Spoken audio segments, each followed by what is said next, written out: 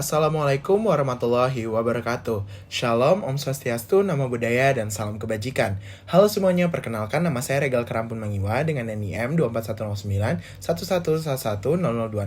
Saya berasal dari program studi kedokteran program sarjana angkatan 2024. Pada kesempatan kali ini saya akan menjelaskan mengenai surface anatomy atau anatomi permukaan dengan dosen pengampu Dr. Abdullah Oski Ilianri, Magister Kesehatan. Jadi sebelum kita masuk lebih lanjut mengenai anatomi permukaan, kita harus mengetahui apa itu anatomi.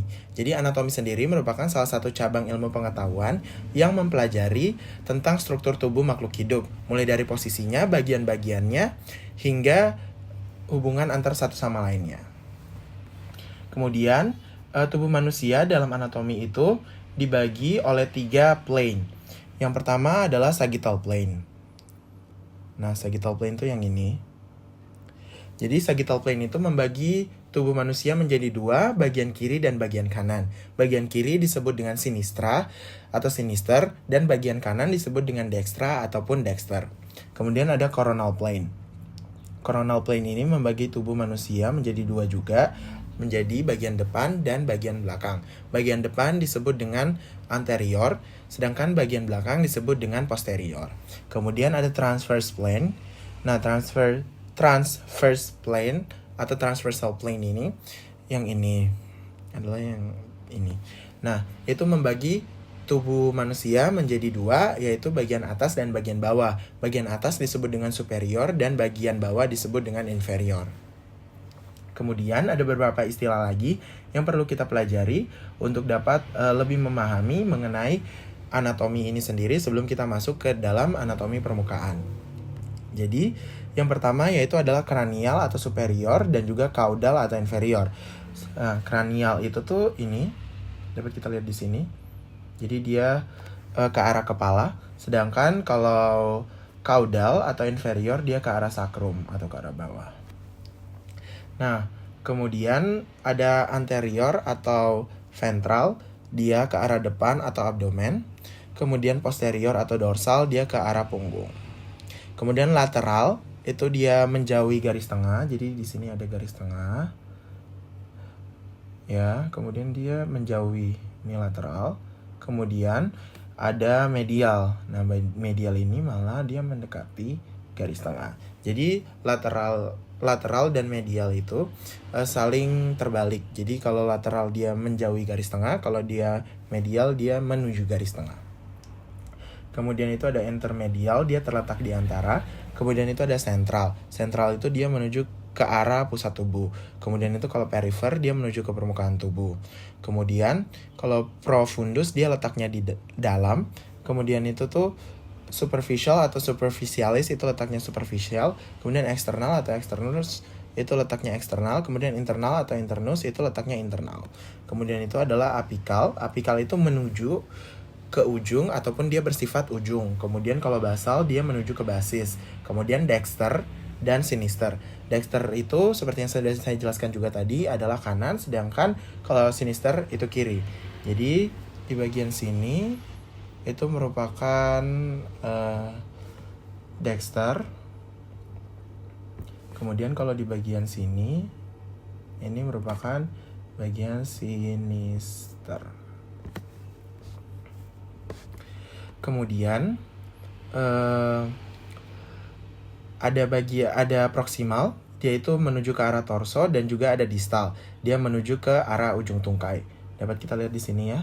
Kalau misalkan proximal itu dia menuju ke arah torso, sedangkan kalau misalkan distal dia menuju ke ujung tungkai ya. Di sini juga dapat dilihat bahwa di sini proksimalnya dia menuju ke torso, sedangkan kalau distalnya dia menuju ke ujung tungkai. Kemudian ada ulnar, dia ke arah ulna di sini. Kemudian ada radial, dia ke arah radius di sini. Kemudian ada tibial, dia ke arah tibia. Kemudian ada fibular, dia ke arah fibula. Kemudian ada volar atau palmar, dia ke arah telapak tangan. Kemudian ada plantar, dia ke arah telapak kaki. Kemudian ada dorsal, untuk ekstremitas dia itu ke arah punggung, tangan ataupun kaki. Nah, dapat dilihat di sini ini merupakan punggung kaki dan ini merupakan punggung tangan. Kemudian itu ada frontal, dia ke arah dahi, dan juga ada rostral, dia itu ke arah mulut atau ujung hidung. Kemudian bagian tubuh manusia ini tuh dibagi menjadi beberapa bagian. Yang pertama itu adalah kaput, yaitu kepala, kemudian kolum, yaitu leher, kemudian itu adalah trunkus. Nah, trunkus ini tuh di dalamnya itu ada 3 bagian lagi, yaitu toraks atau dada, kemudian abdomen atau perut, kemudian pelvis atau pinggul ataupun panggul. Kemudian membrum superius. Membrum superius ini tuh merupakan ekstremitas atas ataupun alat gerak atas. Nah, alat gerak membrum superius ini tuh terbagi juga menjadi 3 bagian. Yang pertama itu adalah brachium yang merupakan lengan atas, antebrachium yang merupakan lengan bawah, dan manus yang merupakan tangan. Kemudian ada membrum inferius yang merupakan ekstremitas bawah ataupun alat gerak bawah. Nah, di sini dapat kita lihat bahwa terdapat femur. Femur merupakan tungkai atas, kemudian crus merupakan tungkai bawah, kemudian itu ada pes. Pes itu merupakan kaki. Kemudian jika kita melihat dari sisi posterior ataupun dari dorsal, kita dapat melihat bagian-bagian tubuh manusia seperti yang ada pada gambar. Cukup sama jika kita bandingkan dengan pada bagian anterior atau dari bagian depan. Itu dapat kita lihat bahwa terdapat banyak persamaan, tetapi yang membedakan adalah bagian punggung atau trunkus dorsum pada bagian ini. Kemudian kita akan memasuki ke anatomi permukaan dari kepala dan juga leher. Nah, pada bagian anatomi kepala dan juga leher dapat kita lihat di sini bahwa terdapat rambut. Rambut sendiri merupakan sel berserabut yang terbuat dari keratin yang mengalami cornification atau penandukan. Nah, dapat kita juga lihat di sini ya, bahwa pada bagian dahi itu terdapat os frontale. Kemudian juga terdapat alis pada bagian atas mata. Alis sendiri itu memiliki fungsi untuk dapat mengalihkan air keringat ataupun air hujan agar tidak terjatuh secara langsung atau masuk secara langsung ke dalam mata dan menimbulkan perih. Jika rambut pada kepala itu sendiri juga memiliki fungsi yang sangat penting, yaitu adalah untuk menghindari kepala dari paparan sinar matahari secara langsung, kemudian untuk melindungi kepala juga dari air hujan. Kemudian dapat kita lihat di sini terdapat nasal dan juga auris. Nah, nasal dan auris ini tuh memiliki persamaan struktur, yaitu adalah kartilago atau tulang rawan. Nah, tulang rawan ini sendiri memberikan kemampuan fleksibilitas yang lebih tinggi terhadap nasal dan juga auris atau hidung ataupun telinga. Nah, pada telinga, kartilago ini menyebabkan telinga itu tidak dapat mendengarkan hal-hal yang sangat spesifik. Seperti salah satunya adalah menyebabkan tidak dapat mendengar organ-organ dalam tubuh manusia untuk dapat bekerja. Kemudian, kalau pada nasal itu dapat membantu saat pemeriksaan hidung dan juga pemeliharaan hidung. Kemudian, kita akan lanjut kepada bagian toraks dan juga abdomen. Nah, pada bagian toraks ini terdapat musculus pectoralis major. Nih, pada bagian ini, di mana musculus pectoralis major ini memiliki fungsi yaitu untuk memfasilitasi pernafasan dalam dan juga agar ekstremitas atas itu tuh tidak terlepas dari batang tubuh. Kemudian juga terdapat di sini adalah corpus terni pada bagian ini dan juga processus xiphoideus pada bagian ini. Kemudian pada bagian abdomen, dapat kita lihat di sini terdapat musculus rectus abdominis atau yang biasa kita kenal dengan otot perut. Nah, fungsi dari musculus rectus abdominis sendiri ini adalah untuk dapat melindungi organ-organ di dalamnya dan juga untuk dapat mempertahankan organ-organ di dalamnya agar tetap berada pada tempatnya. Kemudian di sini juga terdapat intersectio tendinea yang merupakan benang fibrosa yang melintasi musculus rectus abdominis. Kemudian pada bagian ini juga terdapat umbilicus atau pusar. Kemudian abdomen sendiri itu dibagi menjadi 9 regio. Pembagian regio ini sangatlah berguna untuk dapat mengidentifikasi diagnosa penyakit pasien, terutama pada bagian abdomen, penyakit-penyakit pada bagian abdomen. Pada bagian ini dapat kita lihat pada bagian kiri atas terdapat regio left hypochondriac region. Kemudian pada bagian tengah atas itu adalah epigastric region. Kemudian pada bagian kanan atas itu adalah right hypochondriac region. Kemudian pada bagian kiri tengah itu adalah left lumbar region. Kemudian pada bagian tengah itu adalah umbilical region. Kemudian pada bagian kanan tengah itu adalah right lumbar region. Kemudian pada bagian kiri bawah itu adalah left iliac region. Kemudian pada bagian tengah bawah itu adalah hypogastric region. Kemudian pada bagian kanan bawah itu adalah right iliac region. Kemudian kita akan lanjut kepada anatomi permukaan pada bagian dorsum atau punggung dan juga pada bagian pelvis atau pinggul atau panggul. Kemudian ini adalah pelvis dan juga di sini adalah bagian dorsum. Nah, dapat dilihat bahwa pada bagian dorsum itu terdapat musculus trapezius. Pada bagian ini, dan ini. Nah, musculus trapezius itu sendiri memiliki fungsi untuk dapat menstabilkan bahu dan juga dapat memungkinkan agar leher dapat bergerak. Kemudian juga pada bagian ini terdapat musculus latissimus dorsi. Pada bagian ini, dan juga ini. Nah, kemudian musculus latissimus dorsi ini sendiri memiliki fungsi, yaitu memiliki fakta yaitu bahwa merupakan otot terbesar dalam tubuh manusia. Dan juga di sini juga terdapat kemudian pada bagian pelvis itu terdapat musculus gluteus medius dan juga musculus gluteus maximus. Nah, musculus gluteus medius dan musculus gluteus maximus sendiri ini memiliki merupakan bagian dari bagian musculus glutella atau otot glutella. Nah, musculus gluteus maximus sendiri itu memiliki merupakan musculus glutella yang paling besar. Kemudian musculus gluteus maximus ini memiliki fungsi yaitu adalah untuk membantu manusia dapat berdiri. Kemudian untuk musculus gluteus medius sendiri memiliki fungsi untuk dapat membantu pinggul untuk melakukan perputaran secara internal ataupun eksternal. Kemudian pada bagian ini juga terdapat carena analis yang terbagi 2.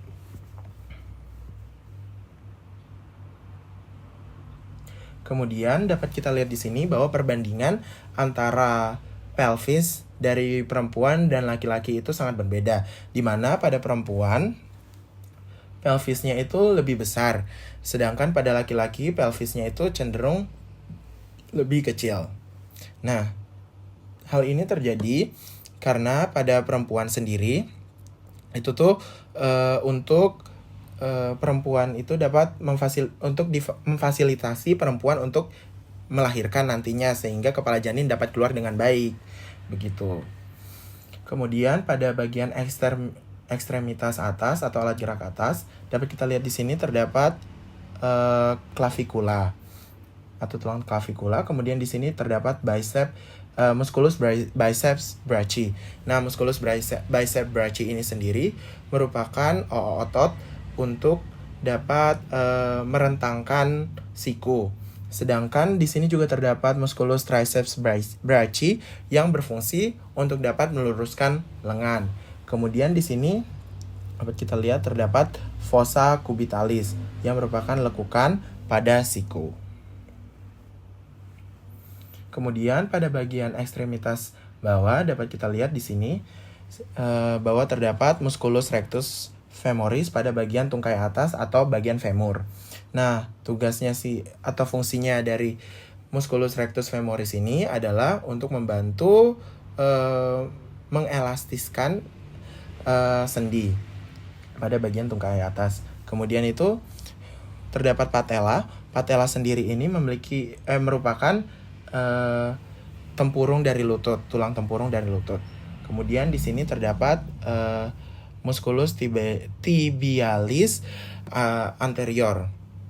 Nah, musculus tibialis anterior sendiri ini adalah fungsinya adalah untuk menarik dan juga mempertahankan jari, untuk dapat mempertahankan jari gitu. Kemudian kita akan masuk ke jantung atau heart. Nah, jantung atau heart ini sendiri memiliki anatomi yang dapat kita bagi menjadi 4 ruang. Nah, jadi jantung sendiri itu dapat dibagi menjadi 4 ruang tuh. Yang pertama adalah atrium kanan, ventrikel kanan, kemudian itu atrium kiri dan juga ventrikel kiri. Nah, di antara atrium kanan dan ventrikel kanan itu dapat kita lihat bahwa terdapat valve atau katup, yaitu tricuspid valve. Kemudian di antara atrium kiri dan juga ventrikel kiri itu terdapat bicuspid valve atau katup bicuspid. Kemudian ada juga beberapa valve lainnya, yaitu di sini adalah pulmonary semilunar valve atau katup pulmonari. Kemudian di sini terdapat aortic semilunar valve atau katup aorta. Kemudian jadi pada jantung itu sendiri darah kotor dari seluruh tubuh itu nanti dia akan masuk dibawa oleh vena dari seluruh tubuh. Dia akan masuk, dia akan melalui atrium kanan, kemudian dia akan masuk ke ventrikel kanan, kemudian nanti dia akan masuk ke paru-paru untuk dapat dibersihkan. Kemudian setelah dibersihkan, darah yang bersih dan mengandung banyak oksigen tadi itu akan masuk ke atrium kiri, kemudian dia akan masuk ke ventrikel kiri. Kemudian setelah masuk dari ventrikel kiri, dia akan disebarkan ke seluruh tubuh. Kemudian kita akan masuk ke anatomi permukaan dari sistem dari reproduksi pria. Nah, pada reproduksi pria ini dapat kita lihat bahwa di sini terdapat penis dan juga di sini terdapat skrotum. Skrotum sendiri merupakan kantung yang biasanya berada di bawah penis. Dalam skrotum itu tuh terdapat testis. Nah, testis ini tuh apa sih? Jadi testis itu merupakan sebuah organ yang berfungsi untuk dapat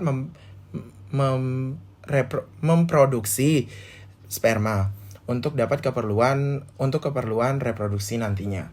Nah, kemudian penis sendiri juga memiliki fungsi untuk ekskresi dan juga untuk reproduksi. Jika untuk ekskresi adalah untuk mengeluarkan urin dan juga pada reproduksi adalah untuk mengeluarkan sperma. Kemudian untuk organ reproduksi dari wanita dapat kita lihat di sini bahwa di sini terdapat vagina, kemudian terdapat anus dan juga uretra. Uretra sendiri itu adalah tempat untuk sistem ekskresi untuk mengeluarkan urin pada wanita. Kemudian kalau vagina adalah untuk sistem reproduksi. Kemudian jika anus adalah untuk sistem ekskresi juga pada wanita tapi untuk mengeluarkan feses. Nah, vagina ini sendiri itu memiliki otot-otot yang elastis sehingga nantinya saat melahirkan dapat melebar untuk dapat mengeluarkan janin.